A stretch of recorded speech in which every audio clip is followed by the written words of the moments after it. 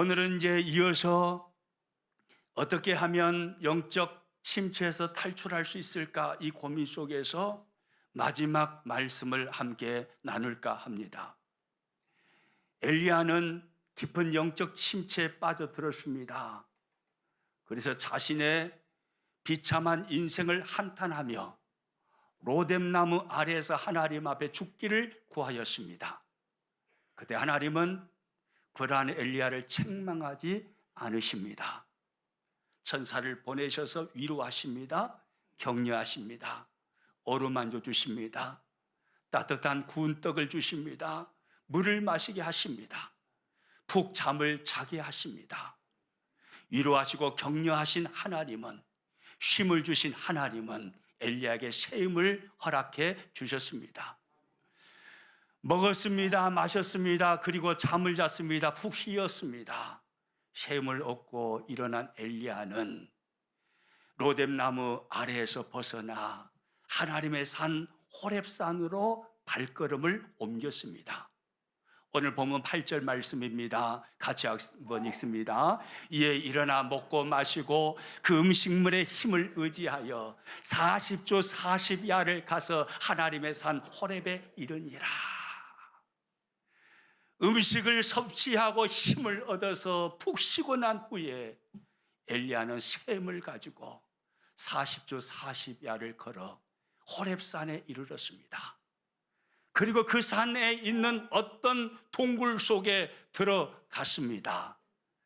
그때 하나님은 엘리야에게 말씀하십니다. 오늘 보면 9절 말씀 같이 있습니다. 엘리야가 그곳 굴에 들어가 거기서 머물더니 여호와의 말씀이 그에게 임하여 이르시되 엘리야야 내가 어찌하여 여기 있느냐. 하나님의 말씀이 뭡니까? 엘리야야 너가 어찌하여 여기 있느냐. 이 말씀은 13절에서도 반복됩니다. 13절 말씀 또 읽습니다. 엘리야가 듣고 겉옷으로 얼굴을 가리고 나가 굴 어귀에 섬에 소리가 그에게 임하여 이르시되 엘리야야 내가 어찌하여 여기 있느냐. 엘리야야 내가 어찌하여 여기 있느냐. 엘리야야 내가 어찌하여 여기 있느냐. 하나님은 두 번 반복해서 말씀하십니다. 대단히 강조하시면서 말씀하시는 거죠. 무슨 말입니까? 엘리야야 나의 사랑하는 종아 너가 어찌하여 여기 있느냐. 여기는 너가 있을 곳이 아니지 않느냐.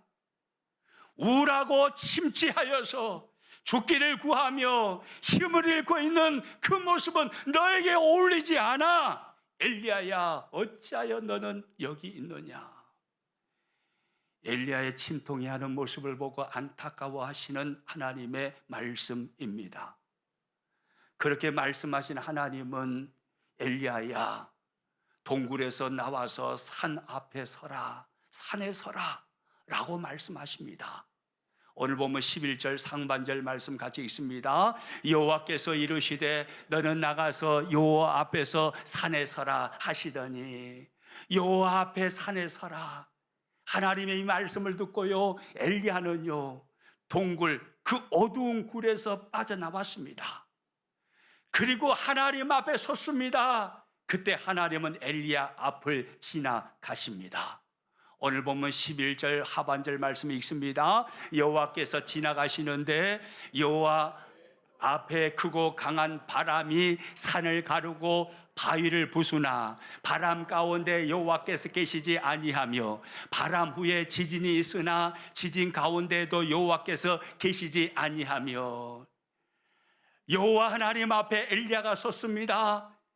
강하고 큰 바람이 엘리야 앞을 지나갔습니다. 그런데 그 바람 가운데 하나님이 계셨다고 합니까? 안 계셨다고 합니까? 계시지 않았습니다. 그리고 지진이 일어났습니다. 산이 흔들렸던 것 같습니다. 깜짝 놀랐습니다. 그런데 그 지진 가운데도 하나님은 계시지 않았습니다. 그리고 12절은 이렇게 말씀합니다. 같이 있습니다. 또 지진 후에 불이 있으나 불 가운데도 여호와께서 계시지 아니하더니 불 가운데 하나님이 계시지 않았습니다. 크고 강한 바람, 지진, 불, 엘리야 앞을 지나갔지만 거기에는 하나님이 계시지 않았습니다.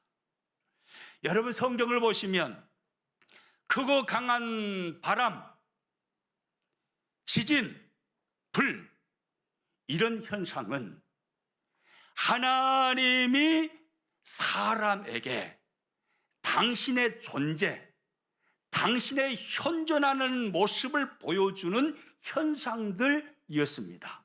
여러분, 이처럼요, 하나님의 현상, 하나님께서 사람에게 나타나는 현상들은 강한 바람, 그리고 지진, 그리고 불, 이런 모습으로 하나님이 역사하시고 강림하셨습니다.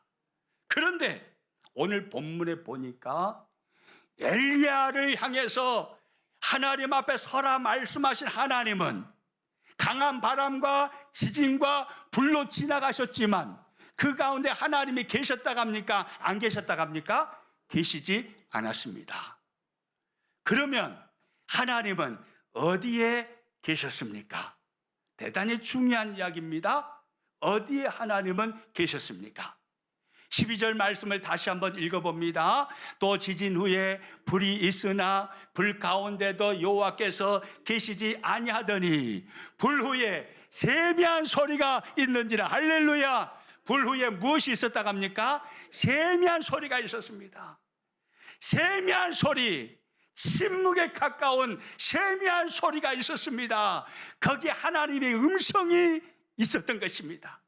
하나님의 음성이 들렸던 그 자리에 하나님이 계셨습니다.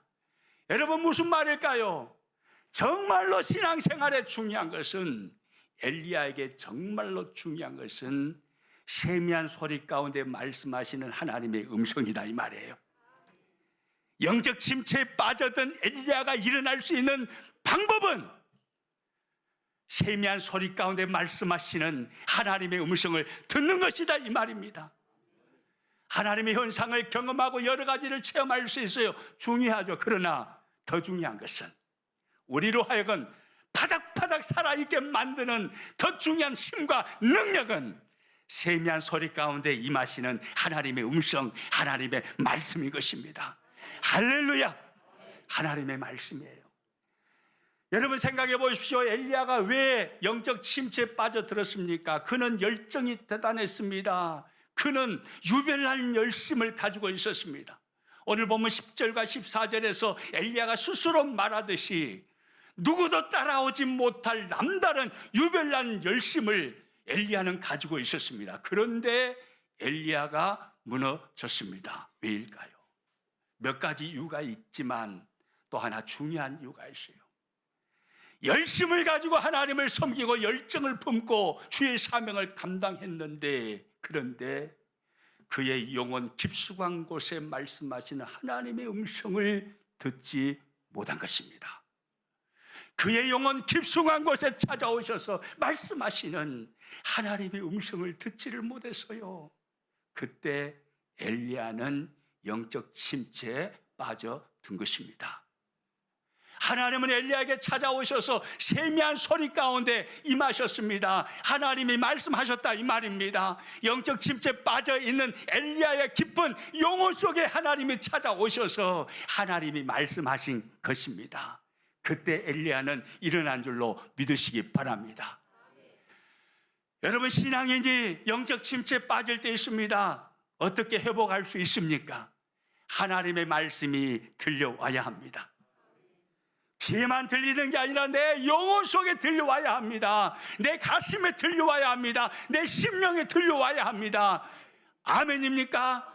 하나님의 말씀이 내 영혼을 뒤흔들어 놔야 합니다. 하나님의 세미한 소리를 들으면, 하나님의 음성을 들으면 어떤 그리스도인이든 일어나게 되어 있습니다.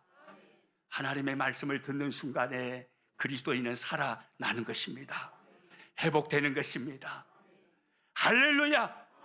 삶이 아무리 고단하고 힘들고 고난이 차고 넘쳐도 유라굴로와 같은 광풍이 삶에 밀려와도 하나님의 음성을 듣는 사람은 쓰러지지 않습니다. 사도행전 27장에 가서 보면요, 사도 바울이 로마 법정에 서기 위해서 압송이 되는 장면이 나옵니다. 배를 타고 로마 법정에 나아갑니다. 그런데 바다 한복판에서 유라굴로 광풍이라는 어마어마한 광풍, 큰 바람을 만났습니다. 그때 배가 뒤집히려고 하는 거예요. 안에 타고 있던 사람들이 난리를 칩니다. 이제 죽게 되었다고, 큰일 났다고, 물이 배 안에 들어온다고, 배가 뒤집히려고 한다고, 이거 어떻게 해야 되냐고. 며칠 동안 하늘에 해가 보이지 않습니다. 밤에 별이 보이지 않습니다. 계속해서 광풍입니다. 모두 다 죽음의 두려움에 사로잡혀 있었습니다. 그때 사도 바울은 이렇게 말했습니다. 사도행전 27장 22절 같이 읽습니다. 내가 너희를 권하노니 이제는 안심하라. 너희 중 아무도 생명에는 아무런 손상이 없겠고 오직 배뿐이리라. 내가 너희를 권하노니, 그 다음 뭐라고 말씀합니까? 이제는 안심하라. 할렐루야. 따라서 합니다. 이제는 안심하라. 모두 다 죽음의 두려움에 사로잡혀서 덜덜 떨고 있습니다. 그런데 죄수의 신부님 바울은 당당하게 외칩니다. 이제는 안심하라. 당신들의 생명을 잃지 않을 것입니다. 걱정하지 마십시오. 안심하십시오. 두려워하지 마십시오.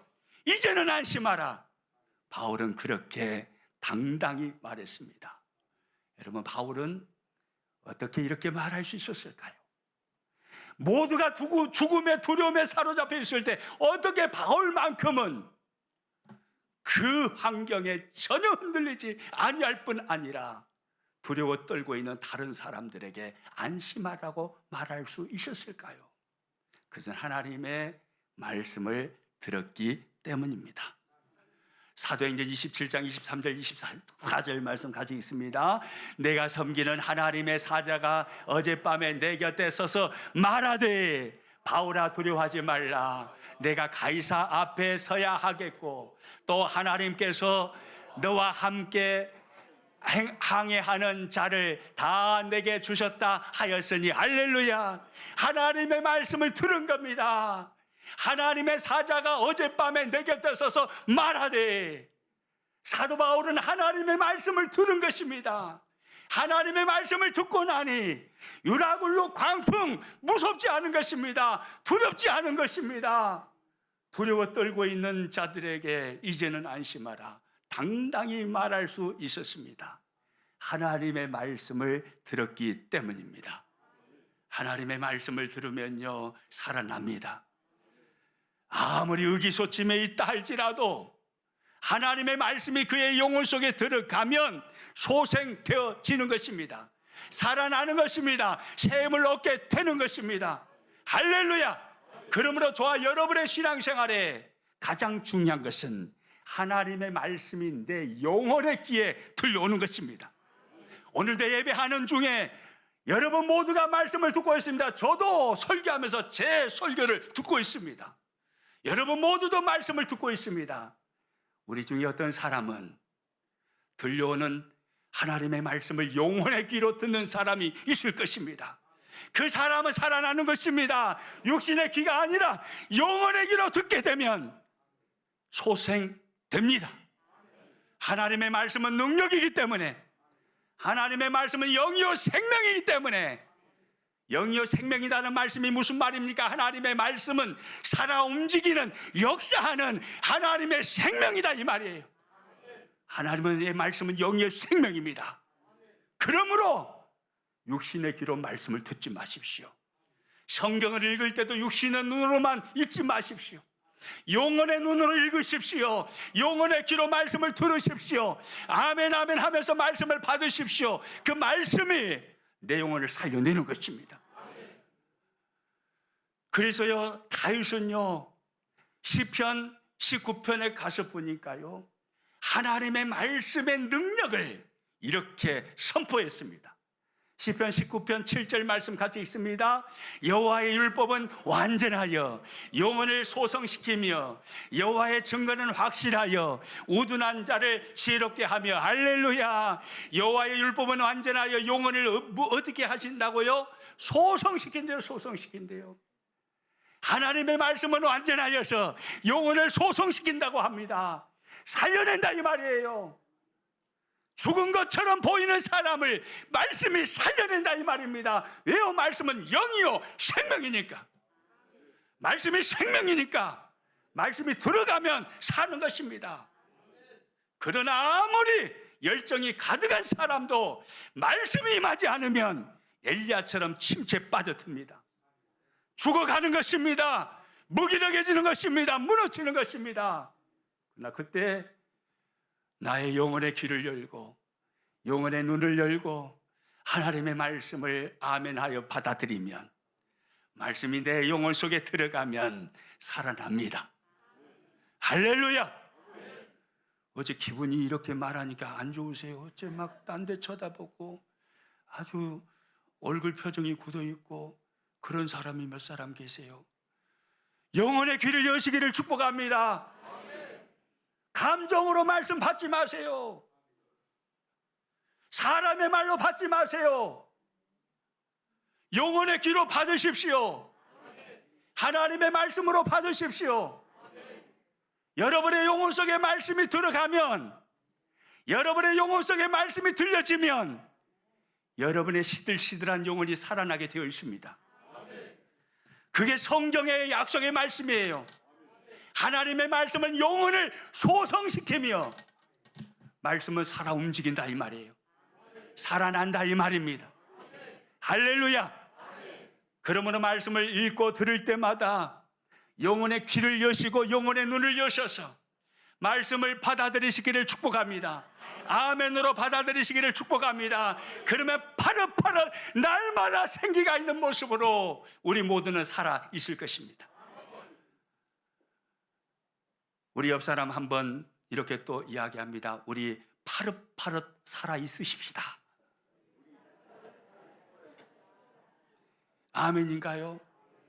살아있는 방법, 하나님의 말씀을 듣는 것입니다. 엘리야에게 하나님의 말씀이 세미한 소리 가운데 임하였습니다. 그 말씀 듣고 엘리야는 벌떡 일어납니다. 그리고 도망쳐왔던 그 길로 다시 나갑니다. 새로운 삶을 또 도전하는 것입니다. 말씀이 들려오니까 말씀이 엘리야의 침체되어 있는 영혼을 소성시켜 버린 것입니다. 그래서 일으켜버리는 것이에요. 엘리야에게 새 힘이 부어지도록 만들어버린 것입니다. 그리고 인생을 또다시 도전하게 이끌어버리는 것입니다. 하나님의 말씀의 능력입니다. 하나님은 그러면 구체적으로 엘리야에게 무엇을 말씀하셨습니까? 하나님의 말씀이 무엇이었습니까? 한마디로 말하면 정답부터 읽어봅니다. 같이 읽습니다. 사명이었습니다. 엘리야에게 하신 하나님의 말씀은 사명이었습니다. 오늘 보면 15절과 16절 말씀 같이 읽습니다. 하사엘에게 기름을 부어 아람의 왕이 되게 하고, 너는 또 님시의 아들 에우에게 기름을 부어 이스라엘의 왕이 되게 하고, 또 아벨 무올라 사밧의 아들 엘리사에게 기름을 부어 너를 대신하여 선지자가 되게 하라. 할렐루야. 사명을 말씀하시는 거예요. 엘리야야, 너는 다메섹으로 들어가서 하사엘에게 기름을 부어 아람 왕이 되게 해라.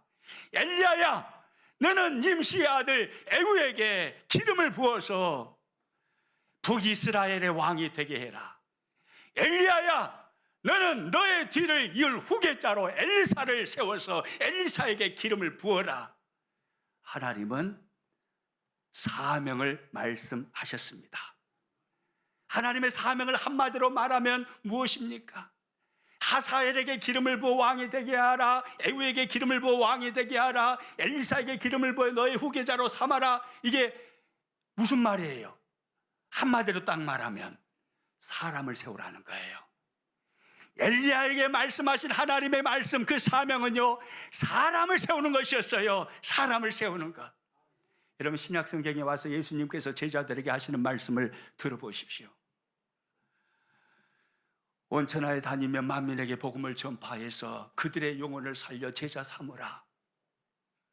사람을 낚는 어부가 되어라.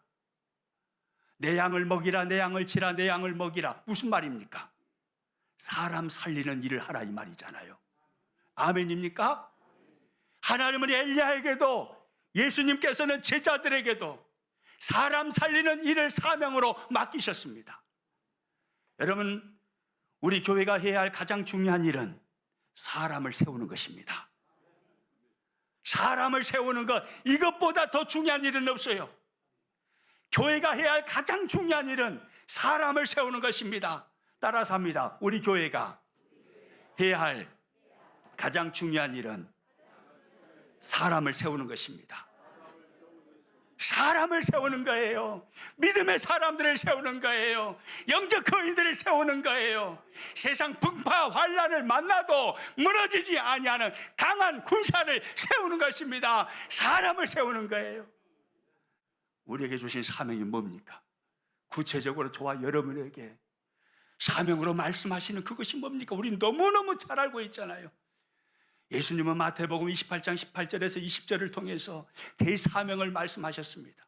가장 큰 사명, 대사명이라고 하는 거잖아요. 대사명을 뭐라고 말씀하십니까? 19절과 20절 말씀 같이 읽습니다. 그러므로 너희는 가서 모든 민족을 제자로 삼아 아버지와 아들과 성령의 이름으로 세례를 베풀고 내가 너희에게 분부한 모든 것을 가르쳐 지키게 하라. 볼지어다 내가 세상 끝날까지 너희와 항상 함께 있으리라 하시니라. 할렐루야. 그러므로 너희는 가서 모든 민족을 뭐로 삼으라고요? 제자 삼으라, 제자 삼으라. 이게 사명이었어요. 마가복음 16장 15절 16절은 이렇게 말씀합니다. 같이 읽습니다. 또 이르시되 너희는 온 천하에 다니며 만민에게 복음을 전파하라. 믿고 세례를 받는 사람은 구원을 얻을 것이요 믿지 않은 사람은 정죄를 받으리라. 너희는 온 천하에 다니며 만민에게 복음을 전파하라. 누가복음 24장 48절도 있습니다. 너희는 이 모든 일의 증인이라. 할렐루야. 요한복음 21장 15절에서 17절입니다. 내 어린 양을 먹이라, 내 양을 치라, 내 양을 먹이라. 할렐루야. 사도행전 1장 8절입니다. 오직 성령이 너희에게 임하시면 너희가 권능을 받고 예루살렘과 온 유대와 사마리아와 땅끝까지 이르러 내 증인이 되리라 하시니라. 할렐루야. 따라서 합니다. 내 증인이 되리라. 여러분, 이것이 사명입니다. 수없이 들었을 것입니다. 예수님 믿은 지 얼마 되지 않아서부터 들어온 말씀일 것입니다. 이 사명이 여러분 안에서 역사하고 있습니까? 한 귀로 듣고 한 귀로 흘러버렸던 사명 아니었습니까? 이 사명이 여러분의 영혼을 지금 뒤흔들고 있습니까? 하나님의 마음을 가지고 죽어있는 영혼을 불쌍히 여기며 그들에게 복음을 전할 기회를 찾고 또 찾으며 이 사명에 사로잡혀 있습니까? 10년, 20년, 30년, 40년, 50년 교회 등록하니 얼마 지나지 않아서 서리집사 세워주고 안수집사 세워주고 권사 세워주고 목사 세워주고 신학을 하니 목사 세워주고 여러분 그러고 나니 무덤덤해지셨습니까? 사명 가운데 다시 일어나야 합니다. 그래야 영원히 사는 것입니다. 할렐루야. 비전 있는 사람은 무너지지 않습니다. 가슴에 사명이 살아있는 사람은요 흐느적거리며 쓰러져 가다가도 다시 일어나는 것입니다. 사명이 없으니까 하나님 안에서 꿈을 꾸지 못하니까 하나님이 사명하신 영혼, 사명으로 말씀하신 영혼을 구원하고 사람을 세우는 분명한 인생의 목적이 없으니까 한없이 무기력해지고 한없이 연약해지고 의기소침한 모습으로 신앙생활을 하는 것입니다. 사명이 우리 안에 살아나야 합니다. 저는 우리 평안교회 식구들 가슴 속에 사명이 살아 꿈틀거리기를 축복합니다. 하나님의 음성이 영적인 귀에 들려오기를 축복합니다. 그래서 살아나기를 축복합니다. 영적 침체에서 완전히 벗어나기를 축복합니다.